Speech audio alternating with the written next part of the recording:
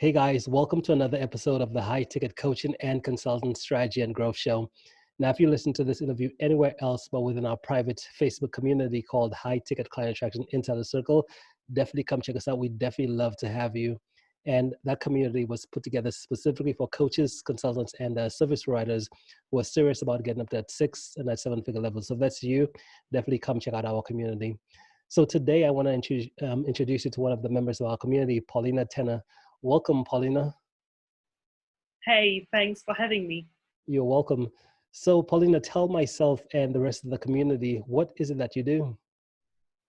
Sure. So I'm based over in London, UK.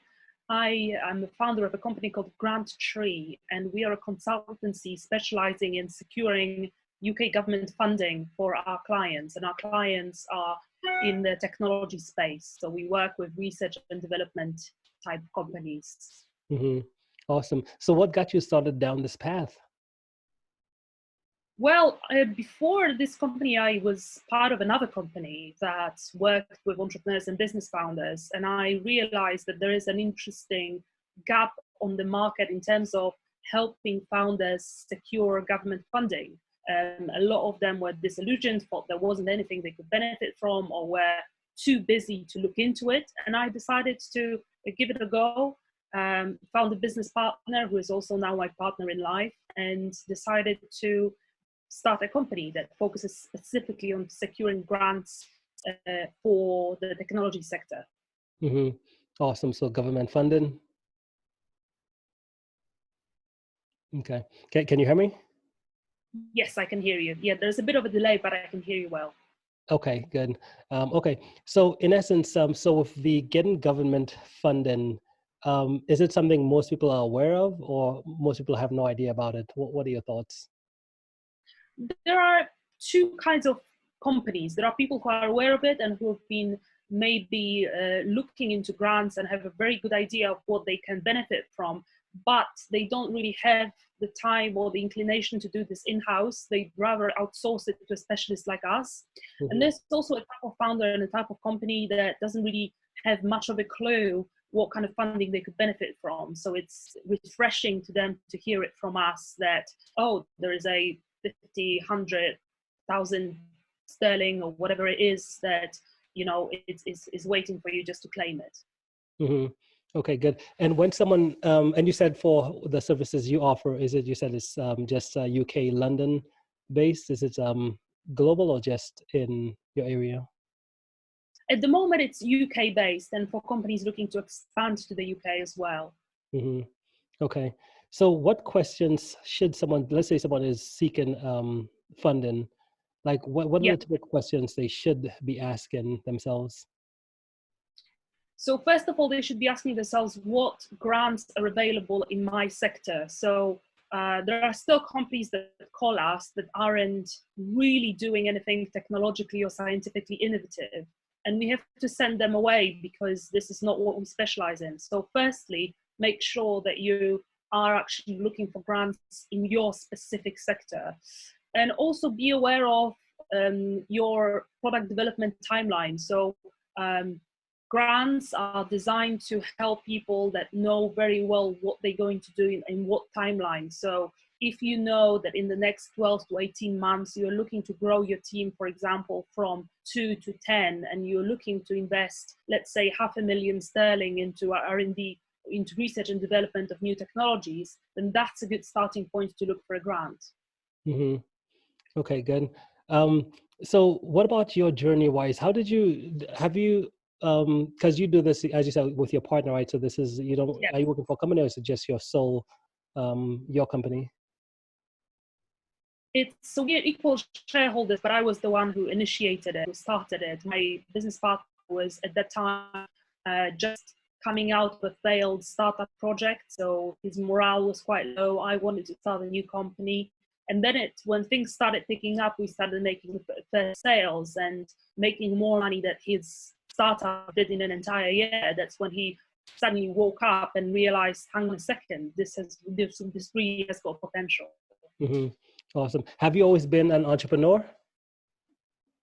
I have been an entrepreneur for about 13, 14 years now. it all started when I came over to London from Poland to study at University College London. And I started going out and meeting a lot of interesting people, mostly entrepreneurs, at meetups that are organized all over the place. So I would have a beer, talk to some geek, not really have much of an idea about what, for example, what product market fit means. But I, played along. And at some point I developed an ambition to be one of those people, to really be one of those people who decide to disrupt an existing market, or decide to take their idea and make something better. I just really appreciated that kind of chutzpah, to have that kind of conviction to get up and go. And and I haven't looked back, really. Mm-hmm. I don't think I'm employed at this point. I will always be starting companies and projects. Yeah, love it, love it. And I know there's so many individuals, even within our community as well, too. They have an idea, they want to start their business, they want to go out and do their own, they have this vision that they see, and they're kind of like still on the fence in terms of not wanting to get out there and get the idea off the ground. So what would you say to some individual who is at the point where they realize it's something they should do, but they haven't really got off the fence yet? Do you have any advice for that type of person? So in a situation where somebody wants to start the project, but say it again? Yeah, they want to start, whether it's a business or whatever, they want to start, but they're still on the fence. They're not, there's still some fear in terms of, well, I'm afraid this, what if this doesn't work? So first of all, get familiar with your fears, because fear is something absolutely normal and natural. And there's always going to be fear. Unless you're a type of person who's starting their 20th company, you're always going to be on the fence for some time, and you're always going to feel like, oh, is it a good idea or is it not? If you don't have any savings, any financial, if you have some financial priorities, then it might be a good idea to have a job, maybe a part-time job or even a full-time job, and start a side hustle first and test the waters, just to make sure that the idea actually works on the market and people actually buy from you and you're actually making money. Because a lot of ideas I'm seeing are maybe interesting on paper, maybe they're interesting technologically speaking, but commercially speaking, they don't really have legs. And you won't know that until you actually try selling something. So if you really want to maintain financial security, perhaps start a side hustle alongside your job. If you have a bit more courage and a bit more handle on your fears, and maybe not very urgent financial priorities, then quit your job and actually go into it fully. And don't expect that there will be no fear. Fear will always be there, and fear can become your friend and your companion, and you can turn it into courage, actually. Awesome. Now, what's one skill you'd say you've practiced that's helped you get to your level of success today? Persistence. Persistence and willpower is definitely key traits of a successful entrepreneur for me. Why do you say that? Why those two? Because there will be so many days, so many times when things don't go according to the plan, where somebody messes up, some shit hits the fan.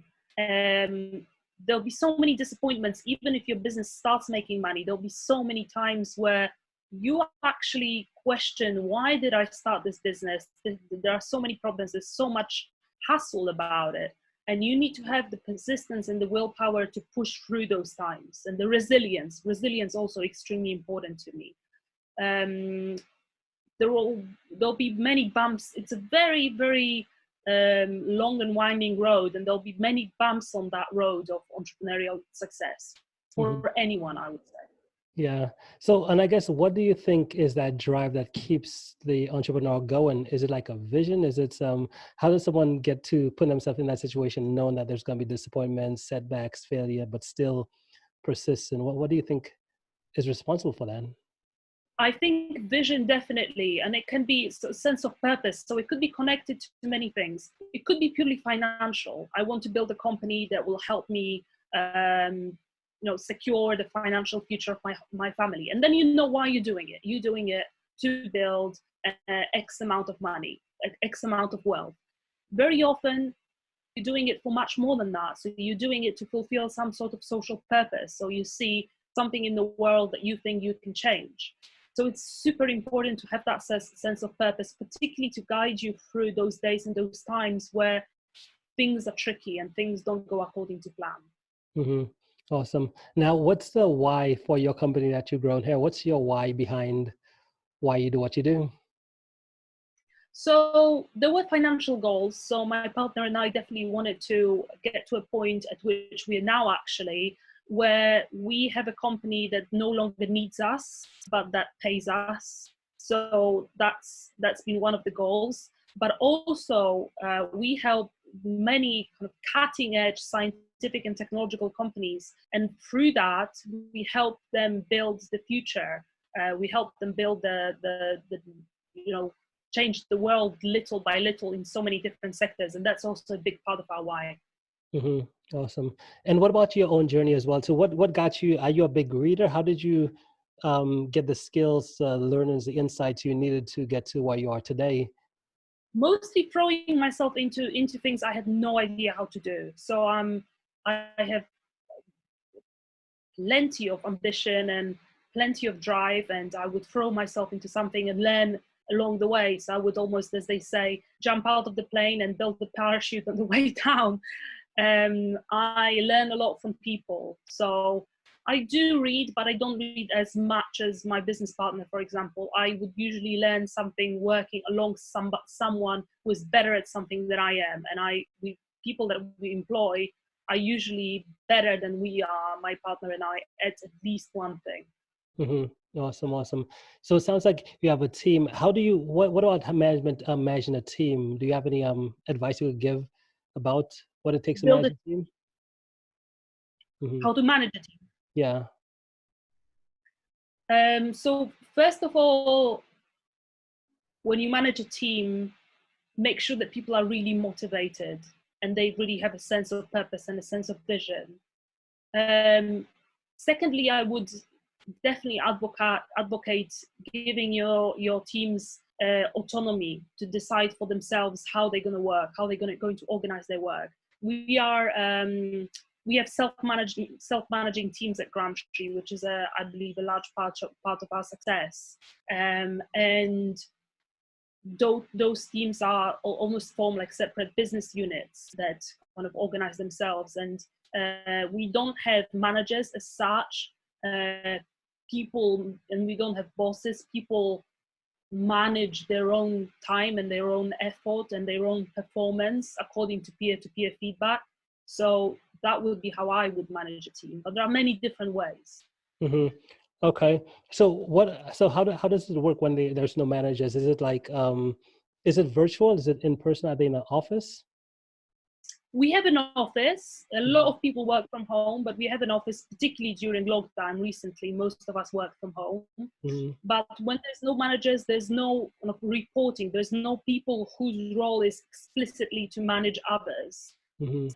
Everybody in the company is doing something that actually links more or less directly to our profit. Mm-hmm. Okay, interesting. Love it. So when about growing a team? When do you think a team is necessary? Do you think having a team is necessary right off the bat, or is it something that comes over time? What are your thoughts? So that very much depends. First of all, the first thing to consider is financials. So if you find people that are willing to work with you off the bat without necessarily getting paid or for equity, that's great. But most people will want to earn a salary while working for you. So from that perspective, I would definitely advise to make some money first. Make sure that you are making enough money to sustain someone, one person, two people, three people, and make sure that you are yourself at capacity in terms of how much value you can deliver before you start looking for people. Mm-hmm. Well, when you say you're at capacity, what do you mean by that? Make sure you're at capacity. Yeah, at capacity, meaning that you are, there's your time is completely saturated in terms of, because there's no point employing somebody if you still have time yourself to handle new clients, for example. Only employ someone at a point where your time is completely saturated and you need help if you're going to bring in any more clients. Okay, good, awesome, love it, love it. Okay, perfect. Now, the ideal client, I know you said they were in the, you said the IT field. That's the industry. Yeah, they would be in technology or in science. So many of our clients write softwares of all type, of all shapes and sizes. We have in a grant space, we also have hardware, bioscience, green technology type clients, agri-tech type clients, all sorts. So either software or hardware type projects. Yeah. Was there a reason you chose those specific niches? Yeah. I was coming across a lot of founders in the tech space, and I was at the same time aware of grants in tech space. So this is probably where my network is. So that's why I decided to specialize in this field. Okay, good. Now, if someone wanted to be able to reach out and connect with you based on what you do and how you could help, what's the best way for them to be able to do so? Great. Please find me on LinkedIn. It's Paulina Tenner, or also on Instagram at Paulina Tenner or at the Unapologetic Speaker. Perfect. Are you doing most of your work? Do you spend most time on LinkedIn? Is that your main platform? I spend time on LinkedIn and Instagram these days. Yeah, those are two big ones. Yes. Yeah. Now, what about actually working with clients? Is your business in a virtual type of setting, or is it in person? How are you working for clients? For most of our contracts, we fulfill not having ever met the company in person, but some people really like face-to-face meetings, in which case we are of course prepared to meet them face-to-face. But most of our work is done after an initial meeting where we get to know each other. Most of our work is done remotely. Okay. So COVID-19 did have a big impact on your business, or was it not so much? Actually, not so much, and we've seen some rise, a rise in inquiries because people are more mindful of money coming in, the money coming out, and therefore want to make sure that they maximize the whatever grants or government funding they can get. Awesome, love it, Paulina. And I guess the final thing is, in terms of insights, what's one big insight? What's one breakthrough that you've learned just on your journey that you've gotten recently that you think you could share with the audience that could make a big difference on their own journey of being entrepreneurs and going out there and trying to make a difference? So for me, that would be investing a lot into culture of your company. So as they say, people can copy your idea in a day. They can copy your business processes in a month, but it will take them years to recreate your culture. So culture is a big asset. And for us, it's extremely important. We've taken our cultural innovations to the extreme. So in our company, people actually are responsible for devising and updating their own salaries. So not only are all the company financials transparent, but people actually set their own salaries, which is a big innovation. Not many companies do that.